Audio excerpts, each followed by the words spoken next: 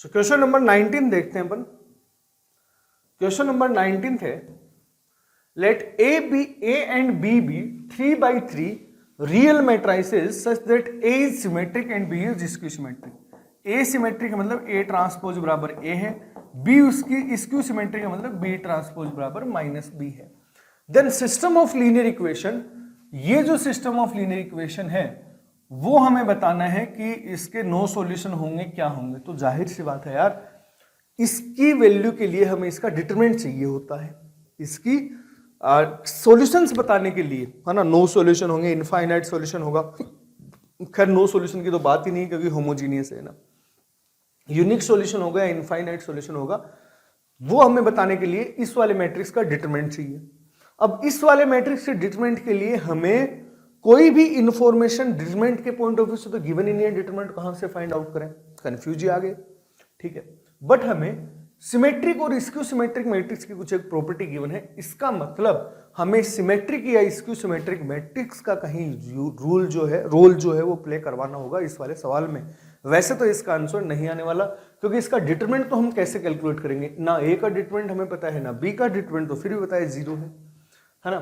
तो जरा यहां से देखें, क्या मैं ऐसा बोल सकता हूं क्या कि एक सी मैट्रिक्स मान लिया अपन ने, लेट सी कोई मैट्रिक्स मान लिया, A square into B square minus B square into A square. ये जो मैट्रिक्स था ना, जो इसका कोफिशिएंट मैट्रिक्स था, इसको मैंने सी मान लिया। अब मैं सी ट्रांसपोज के बारे में बात करना चाह रहा हूं। क्यों करना चाह रहा हूं सी ट्रांसपोज के बारे में बात? क्योंकि मुझे ट्रांसपोज के बारे में इंफॉर्मेशन गिवन है, मैं कोशिश कर रहा हूं कि वहां से ही कुछ ना कुछ डेटा जो है वो निकल के आ जाए। तो ट्रांसपोज किया। अब तुम जानते हो ए प्लस हो या ए माइनस हो, उनका जो ट्रांसपोज जो होता है वो यू के यू क्या हो जाता है, अप्लाई हो जाता है। तो ये आ गया इसका ट्रांसपोज, ऐसा। अब तुम्हें पता है B इंटू ए का जो ट्रांसपोज है, B इंटू ए का जो ट्रांसपोज है, सॉरी A इंटू बी का जो ट्रांसपोज है वो होता है B transpose into A transpose, कुछ ऐसा, माइनस कितना आ गया, ए स्क्वायर का ट्रांसपोज इंटू बी स्क्वायर का ट्रांसपोज, ऐसा, ठीक है। और तुम देख पा रहे हो कि ये आ गया बी ट्रांसपोज का स्क्वायर, ये आ गया ए ट्रांसपोज का स्क्वायर, माइनस ए ट्रांसपोज का स्क्वायर बी ट्रांसपोज का स्क्वायर।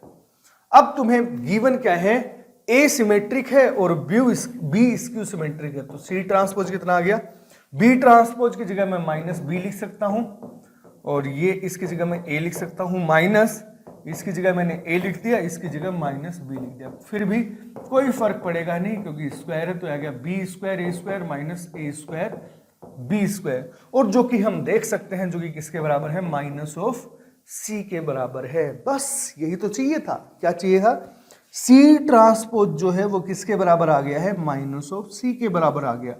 देयर इंप्लाइज, इसका मतलब क्या है, C is skew symmetric matrix, skew symmetric matrix. C जो है यार वो क्या है, स्क्यू सिमेट्रिक मैट्रिक्स है। और हम ये भी जानते हैं कि यदि कोई भी स्क्यू सिमेट्रिक मैट्रिक्स हो, ओड ऑर्डर 3/3 मैट्रिक्स का ऑर्डर गिवन है, तो इसका डिटरमिनेंट जो है वो कितना हो जाता है, 0 हो जाता है। डिटरमिनेंट जो है वो क्या हो जाता है, 0 हो जाता है। कोई भी skew symmetric matrix odd order का हो, उसका हमेशा डिटरमिनेंट कितना आता है, 0 आता है। तो इसका डिटरमिनेंट 0 मतलब ये जो कोफिशिएंट मैट्रिक्स है इसका डिटरमिनेंट 0, समझ में आया? इसका डिटरमिनेंट 0 मतलब कोफिशिएंट मैट्रिक्स का डिटरमिनेंट 0, और कोफिशिएंट मैट्रिक्स का डिटरमिनेंट 0 होते तो कमाल हो गया।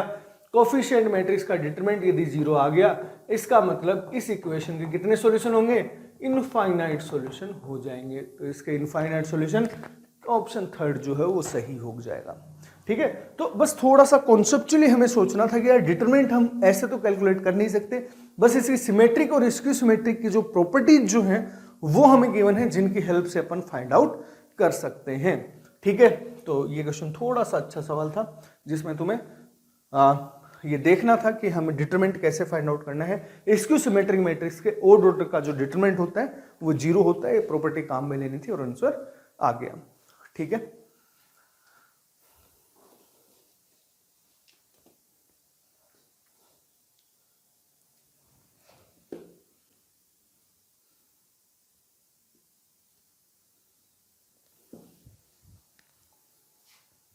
सो नेक्स्ट क्वेश्चन देखते हैं।